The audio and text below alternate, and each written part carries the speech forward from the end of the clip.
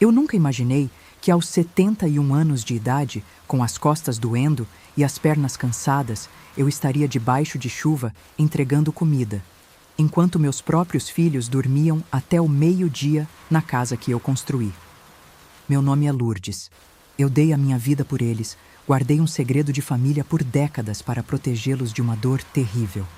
Mas quando minha filha fez o impensável e me colocou na rua, o karma começou a cobrar o seu preço. O que aconteceu depois daquela noite fria foi uma revelação chocante na terceira idade que mudou tudo. Já deixa seu like e se inscreva no canal. Me diga de qual cidade você está ouvindo essa história emocionante de vida real? A chuva caía sem nenhuma piedade naquela noite escura. O peso da mochila térmica nas minhas costas parecia carregar não apenas as refeições de estranhos, mas todo o cansaço de uma vida real marcada por lutas infindáveis. Quando finalmente cheguei em casa, passava da meia-noite. A luz da sala estava acesa, iluminando o descaso. Em cima do sofá, meu filho Roberto roncava alto, com a televisão ligada em um volume ensurdecedor. No quarto ao lado, minha filha Carla falava ao telefone, cercada de pratos sujos e copos espalhados pelo chão. Nenhum deles trabalhava há anos. Nenhum deles se importava se a mãe de 71 anos estava viva ou morta nas ruas perigosas da nossa cidade. Aquele drama familiar era a minha cruz diária, um fardo que eu carregava em silêncio.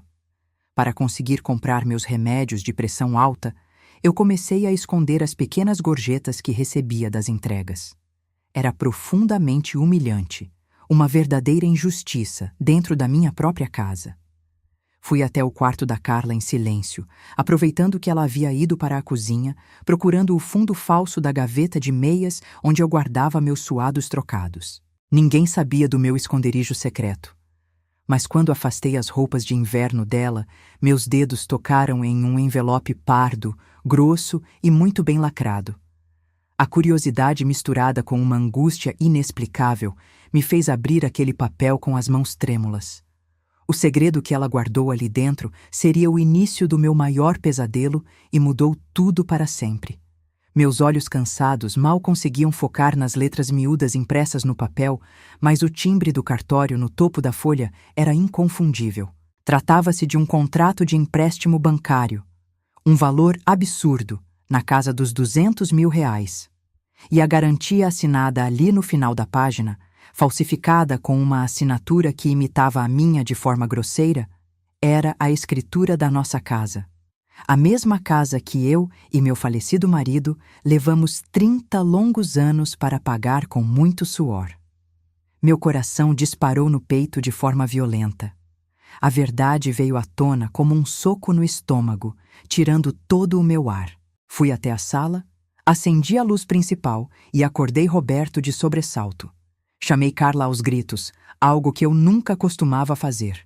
Eu, que sempre fui mansa e tolerante, deixei a fúria tomar conta de cada pedaço de mim.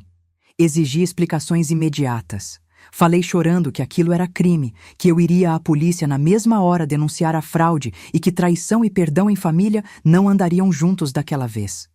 Foi então que aconteceu o que eu nunca vou esquecer. Carla e Roberto se olharam com uma frieza assustadora.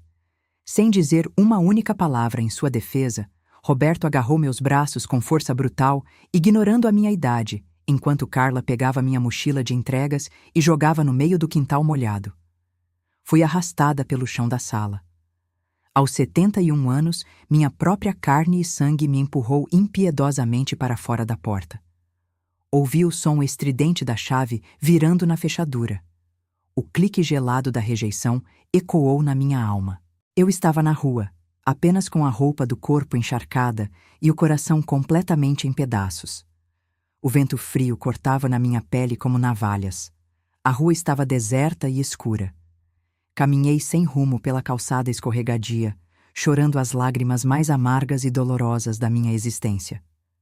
A bateria do meu celular marcava apenas 2% de carga.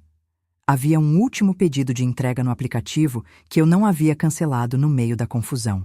O endereço ficava a apenas 3 quarteirões de onde eu estava. Sem ter para onde ir e tremendo de frio, decidi fazer a entrega, pensando em talvez implorar por um simples copo de água quente ou abrigar-me sob um toldo. Cheguei na casa de número 140. Quem abriu a pesada porta de madeira foi o Sr. Antônio, um homem de cabelos brancos, olhar muito gentil e voz serena. Ele percebeu imediatamente meu estado de choque, os tremores incontroláveis do meu corpo frágil e a tristeza no meu olhar. Em vez de simplesmente pegar a comida e fechar a porta na minha cara, ele abriu o portão de ferro. Ele ofereceu a varanda fechada e bem aquecida da casa dele para eu passar aquela noite terrível. Aquele ato de pura bondade foi um bálsamo na minha dor insuportável. Eu me encolhi no sofá confortável que ele preparou com cobertores grossos, mas a exaustão acumulada, o frio cortante e o trauma cruel da traição cobraram um preço alto demais do meu organismo. Na manhã seguinte, ao tentar me levantar para agradecer a hospitalidade e ir embora buscar meus direitos, o mundo girou violentamente. Até que tudo escureceu de repente. Desmaiei ali mesmo, caindo fria no chão de cimento da calçada, enquanto a voz distante e desesperada de Antônio gritava por socorro. Acordei horas depois, com o bip constante e irritante de monitores cardíacos. O teto branco e o cheiro forte de produtos de limpeza de hospital me causaram pânico instantâneo.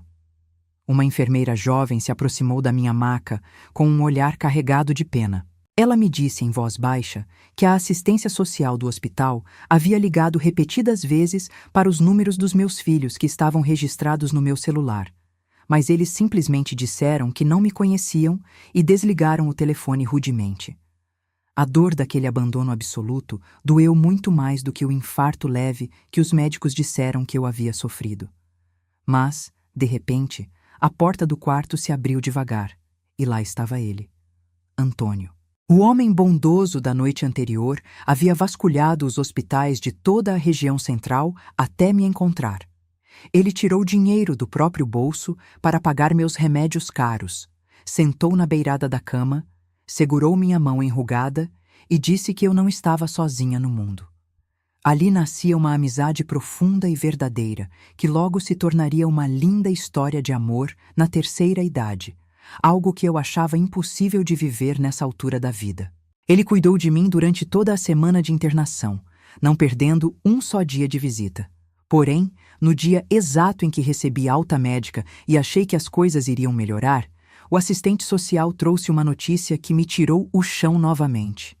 O banco havia executado a dívida milionária de Carla. A minha casa, o meu teto sagrado de tantas memórias, havia sido confiscada pela justiça. Meus filhos desapareceram no mapa sem deixar rastros, fugindo com o dinheiro do golpe e deixando uma dívida colossal atrelada ao meu nome sujo. Eu estava oficialmente falida, desabrigada e sem rumo. Meu nome foi parar em todos os registros de inadimplentes da cidade. O aplicativo de entregas bloqueou meu cadastro permanentemente por causa das dívidas e do meu estado de saúde frágil.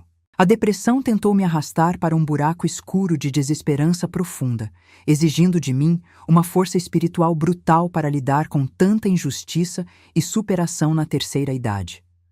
Antônio, percebendo minha tristeza profunda e o meu desânimo com a vida, fez uma proposta generosa que mudou tudo no meu destino. A família dele possuía uma antiga padaria no bairro vizinho que estava fechada há mais de 10 anos. O lugar estava abandonado, mas ele queria reabrir o comércio. O problema era que ele não sabia cozinhar nada, e sabia pelos nossos dias de conversa no hospital que eu tinha mãos de fada para assar bolos e pães caseiros. Aceitei o desafio como uma tábua de salvação. Limpamos o lugar empoeirado, pintamos as paredes desbotadas de amarelo e começamos a assar nossas primeiras receitas. O cheiro maravilhoso de pão quente e bolo de fubá com erva doce começou a atrair a vizinhança inteira. Em apenas 3 meses de trabalho duro, a padaria virou um sucesso estrondoso na região. A vida, finalmente, parecia me dar uma trégua merecida. O sorriso largo voltou ao meu rosto marcado pelo tempo. Eu e Antônio estávamos muito felizes, construindo juntos um futuro de paz e companheirismo.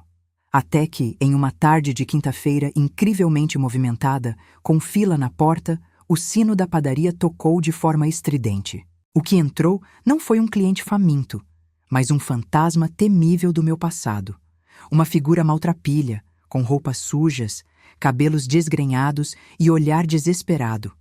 O drama familiar batia à minha porta mais uma vez, ameaçando destruir minha paz. Era Carla. Minha própria filha, que havia me jogado na sarjeta fria meses atrás, estava ali na minha frente, tremendo compulsivamente, exigindo dinheiro do caixa. Ela olhou para a padaria cheia de clientes satisfeitos e os olhos dela brilharam com a ganância doentia de sempre. Ela gritou na frente de todos que eu estava rica e confortável, enquanto ela passava fome por causa de esquemas que deram terrivelmente errado. O karma não poupa ninguém de suas cobranças, mas a audácia desmedida dela me enojou profundamente. Pela primeira vez na minha longa vida, apoiada pelo olhar firme e protetor de Antônio bem ao meu lado, eu olhei nos olhos raivosos da minha filha e disse um sonoro não. Falei com a voz firme que o tempo de me explorar e me sangrar havia acabado para sempre. O ódio puro desfigurou o rosto de Carla. Em um ato de pura vingança infantil e cruel, no meio de todos os clientes assustados, ela apontou o dedo sujo para o meu rosto e gritou a plenos pulmões o grande segredo de família que eu escondi bravamente por 4 décadas inteiras. Ela berrou histericamente que eu era uma criminosa condenada, que eu havia roubado todo o dinheiro da empresa de contabilidade do pai dela, o que supostamente o levou à falência total e ao abandono da nossa família quando eles eram apenas crianças inocentes. Você que está acompanhando essa história emocionante até aqui, o que você faria no meu lugar ouvindo essa humilhação terrível em público? Deixe sua opinião sincera nos comentários. Eu quero muito saber o que você acha e como reagiria. O silêncio na padaria se tornou ensurdecedor e pesado. Os clientes me olhavam espantados e confusos. Alguns sussurravam entre si. Antônio ficou pálido como cera, sem conseguir processar o que acabara de ouvir. Carla, vendo o estrago que causou, cuspiu no chão da loja e saiu correndo pela rua, deixando para trás um rastro tóxico de destruição emocional. Fechei a padaria mais cedo naquele dia, sentindo o peso de 1000 toneladas sobre os meus ombros cansados. Sentei com Antônio nos fundos do estoque escuro e as lágrimas dolorosas rolaram soltas pelo meu rosto. Foi então que contei a ele a verdade nua e crua, o segredo de família revelado que eu jurava levar comigo para o túmulo. Não fui eu quem roubou o dinheiro daquela empresa. Foi o meu falecido marido. Ele desviou fortunas para pagar dívidas perigosas de jogo clandestino e estava prestes a ser preso e arruinado. Para que meus filhos não crescessem carregando a marca terrível de um pai presidiário e a vergonha pública, eu assinei os papéis assumindo a culpa total do desvio contábil. Fui julgada, cumpri pena alternativa varrendo ruas, perdi meu emprego decente na época e ele covardemente fugiu do país, nos abandonando logo em seguida na miséria. Eu sacrifiquei minha honra e minha dignidade unicamente pelo bem dos meus filhos. E agora, essa mesma mentira heróica era usada contra mim como uma arma afiada. Antônio ouviu cada palavra em absoluto choque. Seus olhos castanhos se encheram de lágrimas de compreensão. Ele segurou meu rosto com as 2 mãos quentes e disse com a voz embargada que eu era a mulher mais nobre e corajosa que ele já havia conhecido na vida. Ele me perdoou na mesma hora e me admirou ainda mais por aquela prova inquestionável de amor verdadeiro de mãe. Muito obrigada por estar assistindo e acompanhando meu relato sincero até aqui. Você não imagina a força enorme que isso me dá para continuar. Continue ouvindo com atenção, porque o melhor ainda está por vir. Na manhã do dia seguinte, uma viatura preta da polícia parou silenciosamente em frente à padaria. Um investigador de terno entrou com uma prancheta na mão, perguntando diretamente pelo meu nome. Meu coração gelou na hora. Pensei que o passado amargo havia voltado para me prender injustamente mais uma vez. Mas o que ele me disse naqueles minutos seguintes trouxe uma revelação chocante na terceira idade. O policial sério não estava ali para me levar presa. Ele estava ali para me informar oficialmente que Roberto e Carla haviam sido presos durante a madrugada em uma operação na zona sul da cidade. O dinheiro que eles conseguiram roubando a minha casa de forma covarde foi usado para entrar em um esquema ainda mais grave de falsificação de documentos e estelionato contra idosos. Eles foram pegos em flagrante delito e, no desespero, apontaram o endereço da minha padaria como único contato de emergência familiar. Fui até a delegacia fria e mal iluminada, acompanhada de Antônio, que não soltou a minha mão por um segundo sequer. Ver meus filhos adultos algemados em um banco de madeira, chorando compulsivamente e implorando para que eu pagasse um advogado criminalista muito caro com o dinheiro do meu novo negócio, foi a imagem mais triste e desoladora da minha vida real. Eles pediram perdão de joelhos. Eles choraram como crianças perdidas e assustadas com as grades. Naquele momento tenso, houve um reencontro emocionante depois de anos de frieza e exploração. Mas a minha mente estava cristalina e em paz. Um drama familiar com final surpreendente estava se desenhando ali. Uma grande lição de vida havia sido aprendida a duras penas. Eu me abaixei, os abracei com força, disse olhando nos olhos de ambos que perdoava os dois de todo o meu coração. Porque o coração de uma mãe sempre encontra espaço para o perdão. O amor verdadeiro de mãe nunca morre, nem mesmo diante da pior traição. Mas com a voz muito firme e inabalável, eu disse que não usaria um único centavo do meu trabalho honesto e do suor da minha velhice para livrá-los das graves consequências dos próprios atos criminosos. O karma é um professor implacável e justo. A verdadeira redenção exige pagamento. Eles precisavam pagar perante a lei pelo que fizeram de errado para, quem sabe um dia muito distante, alcançarem a própria evolução espiritual. Voltei para a padaria de mãos dadas com Antônio, sentindo o sol da manhã aquecer meu rosto. A dor da decepção ainda existia bem no fundo, mas a paz de espírito reinava soberana dentro de mim. A justiça divina e terrena havia sido feita perfeitamente, e a minha superação na terceira idade me rendeu finalmente a tranquilidade, o amor e o respeito que eu sempre mereci ter.